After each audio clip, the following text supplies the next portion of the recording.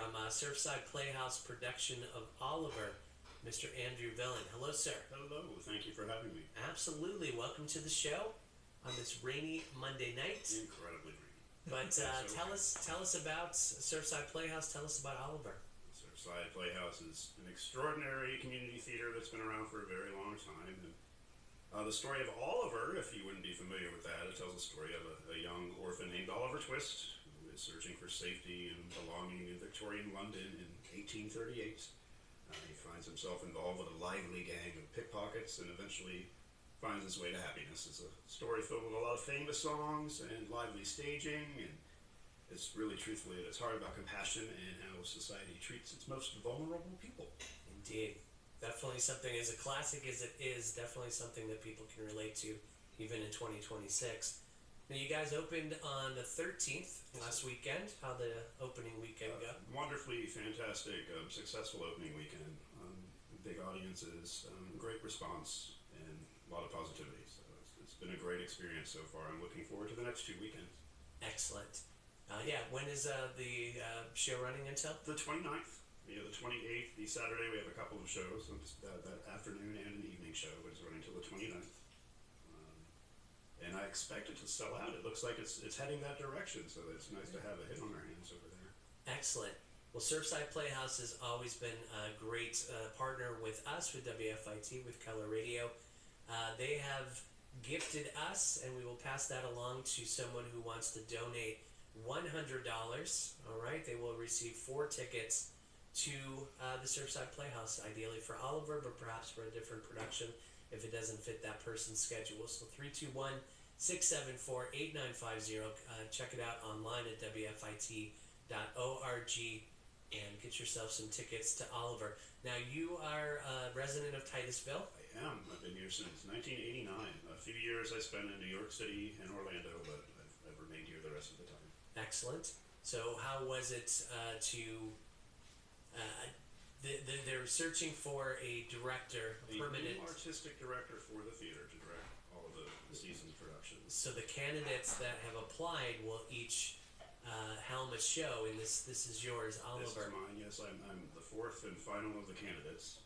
Okay. And they make their decision after the show, and from here on out. Excellent. And obviously you've enjoyed Brevard all these years. What's so special about our area? Well, I mean, it's just home. It's been home. It's hard to define home, really, but it's just, I've been involved with theater since I was a kid. I said 37 years since I've been doing it. I love where I live. I love the location. I love the people around us. I love the community. And Surfside's been a fantastic and supportive theater. I directed there 12 years ago. I had the opportunity to do To Kill a Mockingbird over there. But this has really been such a fulfilling project.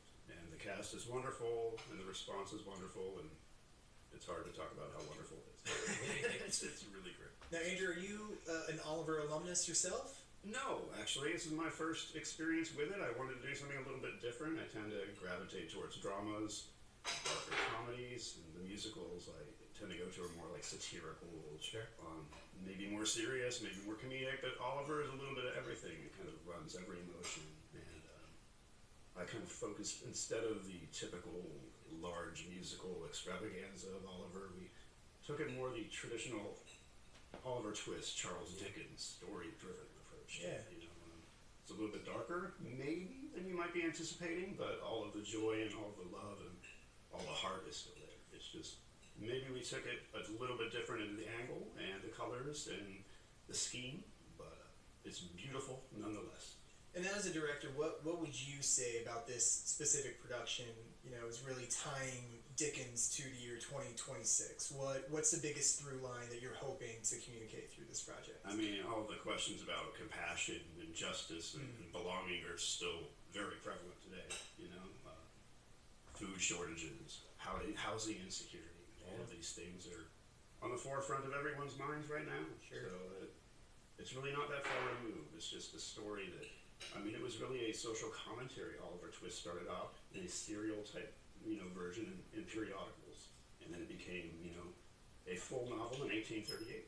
And he was kind of using that as a the judgment of the state of the world at the time about inequality and things like that. So I think it's quite suited to 2026.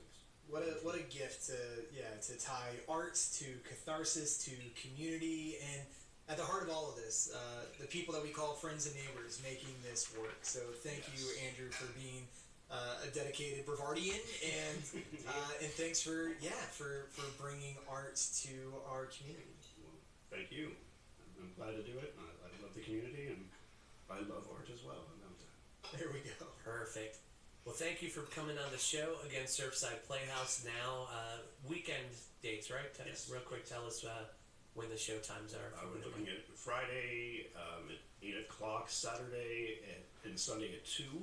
And then the following weekend, so the final week, that was this coming weekend, and the final weekend, we have a Friday evening, we have a Saturday matinee at 2, we have a Saturday evening at 8, and then we have a Sunday matinee at 2. Perfect. Surfside Playhouse, great partners with WFIT. Again, for a $100 donation as a thank you gift, you get 4 tickets to a Surfside Playhouse production. 321-674-8952. Excuse me, 8950. We're almost done with the third day. Or WFIT.org.